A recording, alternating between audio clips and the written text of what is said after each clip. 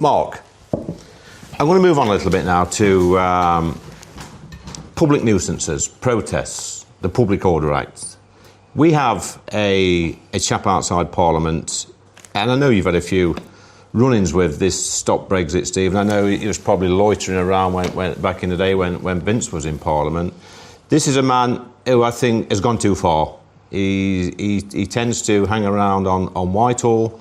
He harasses Tory MPs on a regular basis. Yeah, and you've faced the brunt of it on several occasions. We're talking about Steve Bray, the Stop Brexit, Steve. I think what we're going to do is actually just watch a clip from where he accosted me yesterday on Whitehall. You are liars, cheats, charlatans and fraudsters. What's that? Mr. Anderson. What is that?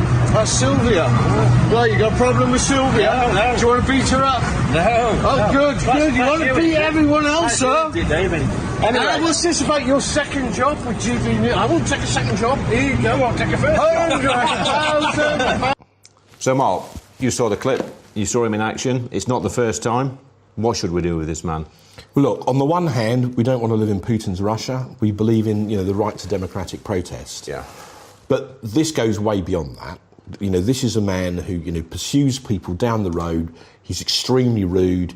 He thrusts a camera in their face. He's trying to get a rise out of you, isn't he? That's what because he thinks that would make, for a good video clip. I mean, you are more than a match for him. I mean, your answer yesterday to him about, second jobs, well, you haven't even got a first one, I thought was great. But, so normally you win these contests hands down. But the question is, should he be doing it in the first place? And I think he crosses a line between democratic protest on the one hand and intimidation and harassment on another. And on a light-hearted note, I understand you've tried to get him on the show in the past. Yeah. Well, if he ever has the nerve to take you up on it, let me know, and I'll come into the studio and stand behind him with a megaphone and shout all over him and see whether he likes it. I'll give him a bit of his own medicine.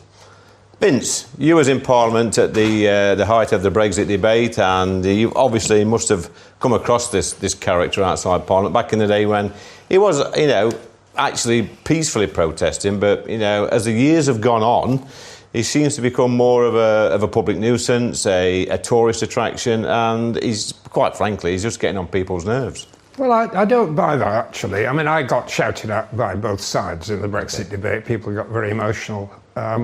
And I encountered this guy. But I think that there is, as Marc conceded, there is a basic freedom of speech issue. I mean, I'm at the moment strongly defending Nigel Farage's right to say what he wants to say without losing his bank account.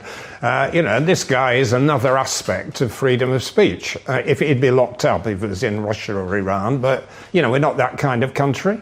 And it is annoying, but, I've been a government minister for 5 years doing unpopular things, and you get people harassing you in the street, you get cameras pushed in front of your face. I mean, as a politician, you've got to develop a thick skin. That's politics. It's rough politics. It'd be nice if we were all polite and listened, and that's the way politics... But you made an interesting point earlier.